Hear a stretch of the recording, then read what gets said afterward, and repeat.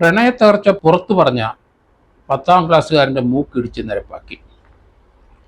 കൊച്ചി തൃപ്പൂണിത്തറയിലെ ചിന്മയ വിദ്യാലയത്തിലാണ് സംഭവം.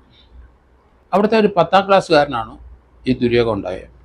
മൂക്ക് ഇടിച്ച് മൂക്കിൻ്റെ പാലം തകർന്നു, എല്ല് പൊട്ടി ആശുപത്രി കിടക്കുകയാണ്.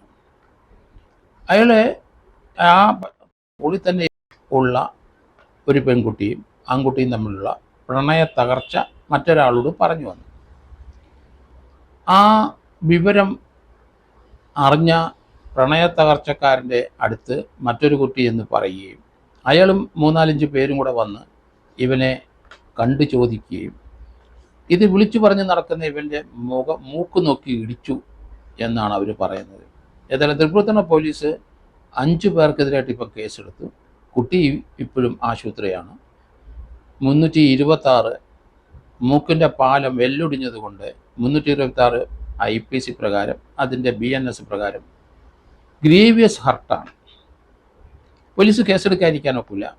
5 വിദ്യാർത്ഥികൾ അവർ മേജറായി, +2കാരാണ്. അപ്പോൾ അവർ മേജറായി.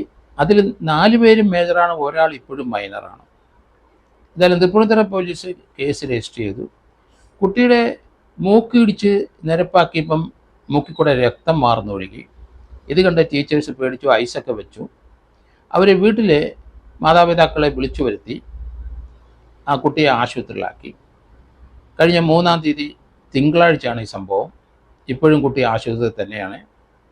പക്ഷേ അധ്യാപകരുടെ ഭാഗത്ത് ഒരു വൻ വീഴ്ചയല്ലേ എന്നെനിക്ക് സംശയം. കാരണം മൂക്കിടിച്ച് തകർന്ന് മൂക്കിൽ കൂടെ രക്തം ഒഴുകുന്ന ഒരു കുട്ടിയെ കണ്ടാൽ തീർച്ചയായിട്ടും തലയും ബ്രെയിനും ഒക്കെ ആയിട്ട് കണക്ഷനുള്ള സ്ഥലമില്ലേ? അധ്യാപകർക്ക് സാമാന്യബോധം ഉണ്ടല്ലോ. ഇമ്മീഡിയറ്റ് ആയിട്ട് ഒരു കാറിൽ അവർ ഹോസ്പിറ്റലൈസ് ചെയ്യുന്നതിന് പകരം കുട്ടിയുടെ മൂക്കിൽ ഐസ് വെക്കുകയും മാതാപിതാക്കൾ വരാൻ വെയിറ്റ് ചെയ്യുകയും ചെയ്തത് ഒരിക്കലും ശരിയായില്ല. വലിയ അപകടം വരുത്തിയതിനെ. കുട്ടി ഏതായാലും തൽക്കാലം രക്ഷപ്പെട്ടു. എന്നാൽ ഇപ്പോഴും ഹോസ്പിറ്റലിൽ തന്നെ കഴിയുകയാണ്. കേരളത്തിലെ സ്കൂളുകളിലെ നിരന്തരം എല്ലാ സ്കൂളുകളിലും ഇങ്ങനെ വയലൻസ് ഇങ്ങനെ കൊടികുത്തി വാഴുന്ന കാഴ്ചയാണ് നമ്മൾ കാണുന്നത്. അത് ഒറ്റപ്പെട്ട സംഭവം എന്നൊക്കെ ഇതുവരെ പല മഹാന്മാരും പറഞ്ഞെങ്കിലും ഒറ്റപ്പെട്ട സംഭവം ഓരോ സ്കൂളിലും ഒറ്റയ്ക്കുള്ള സംഭവം നടക്കുന്നതെന്ന് അർത്ഥമാക്കേണ്ടതേ ഉള്ളൂ. കാരണം ആ രീതിയിലുള്ള പറച്ചിലൊക്കെ ഇനി വിലപ്പോകില്ല. കാരണം ഇത് വയലൻസ് കേരളത്തിലെ എല്ലാ സ്കൂളുകളിലും വ്യാപകമായി. പല കാരണങ്ങൾ പറയുന്നുണ്ട്. ഡ്രഗ്സ് കഴിക്കുന്നവരും ഉണ്ടാകാം, കഴിക്കാത്തവരും ഇതിനകത്ത് ഉൾപ്പെട്ടിട്ടുണ്ട്. ഇപ്പോൾ ചിന്മയ സ്കൂളിലെ കുട്ടികൾ ഡ്രഗ്സ് കഴിക്കുന്നെന്ന് ആരും പറയുന്നില്ല. പക്ഷേ കുട്ടികളുടെ മനസ്സിലും പ്രവൃത്തിയിലും എല്ലാം വയലൻസ് ആണ്. എന്തുകൊണ്ടാണ് അങ്ങനെ വരുന്നത്? അത് നമ്മുടെ സമൂഹത്തിൽ മുഴുവൻ പേരൻസും വീടുകളിലും എല്ലായിടത്തും വയലൻസ് നിരന്തരം ദൈനംദിന ജീവിതത്തിൻ്റെ ഭാഗമായി കുട്ടികൾ കണ്ടുകൊണ്ടിരിക്കുക. അവർക്കും അതുപോലെ ചില വയലൻസൊക്കെ നടത്തിയാൽ കൊള്ളാമെന്ന് തോന്നും. അവർ നടത്തിക്കൊണ്ടിരിക്കുന്നു. അല്ലെങ്കിൽ പ്രതികരണം ആ രീതിയിലായി കഴിഞ്ഞു. സമാധാനപരമായ ഒരു അന്തരീക്ഷം ഉണ്ടാകാനും ക്ഷമയോടുകൂടി സംസാരിക്കാനും പ്രവർത്തിക്കാനും നമ്മുടെ കുട്ടികൾക്ക്, ആൺകുട്ടികൾക്കും പെൺകുട്ടികൾക്കും കഴിയുന്നില്ല എന്നുള്ള ഇതിനർത്ഥം. ക്ഷമിക്കാനുള്ള കഴിവ് അവർക്ക് ആർക്കുമില്ല. അപ്പോൾ തന്നെ പകരം ചോദിക്കുകയും കയ്യാങ്കളിലേക്ക് മാറുന്ന കാഴ്ചകളാണ്. 5 വിദ്യാർത്ഥികൾ പകരം ചോദിച്ചതിൽ ഒരാൾ മൈനറാണെന്ന് വിചാരിച്ചോണം.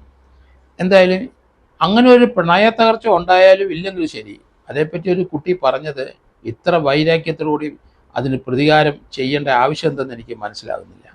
ടീച്ചേഴ്സ് ആ കുട്ടിയെ ഇമ്മീഡിയറ്റ് ആയിട്ട് ഹോസ്പിറ്റലിൽ കൊണ്ടുവന്നതിന് പകരം സ്കൂളിൽ തന്നെ ഇരുത്തി ഐസ് വെച്ച് ആ വീട്ടുകാരെ അവിടെ വരുത്തി. അവർക്ക് ഭയപ്പെട്ടിട്ടാണോ അങ്ങനെ ചെയ്തത്? പക്ഷേ കുട്ടിക്ക് എന്തെങ്കിലും അപകടം ഉണ്ടായിക്കഴിഞ്ഞാൽ അധ്യാപകർ പ്രതിയാകുമെന്ന് ആലോചിക്കണം. അതുകൊണ്ട് കേരളത്തിലുള്ള സ്കൂളും കോളേജുകളിലുള്ള അധ്യാപകർ ശ്രദ്ധിക്കണം. എന്തെങ്കിലും ഒരു അപകടം ഒരു കുട്ടിക്കുണ്ടായി ഇമ്മീഡിയറ്റ് ആയിട്ട് ഹോസ്പിറ്റലൈസ് ചെയ്യുക. അതിനുശേഷം അവരുടെ പേരൻസിനെ വിവരം അറിയിക്കുക എന്ന് മാത്രം.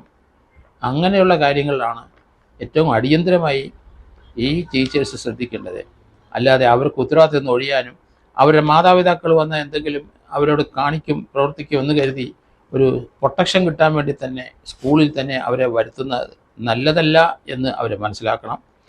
അത് ഇമ്മീഡിയറ്റ് ആയിട്ടുള്ള മെഡിക്കൽ അറ്റൻഷൻ കൊടുക്കേണ്ടത് കൊടുത്തേ വെക്കുള്ളൂ. അഡ്മിഷൻസോ അല്ലെങ്കിൽ ഹെഡ് മാസ്റ്ററോ അവിടുത്തെ അധ്യാപകരും കുട്ടിയെ കൊണ്ട് ഇങ്ങനെയുള്ള സന്ദർഭത്തിൽ പെട്ടെന്ന് ഹോസ്പിറ്റലൈസ് ചെയ്യുക. ചില എല്ലാ കുട്ടികളെയും നമുക്ക് ഇത് ഒരേപോലെ കാണാം. ചിലർക്ക് മൈനർ പരിക്കുണ്ടാകും, ചിലർക്ക് കല്ലെടുത്തെറിഞ്ഞ് പരിക്കുണ്ടാകാം.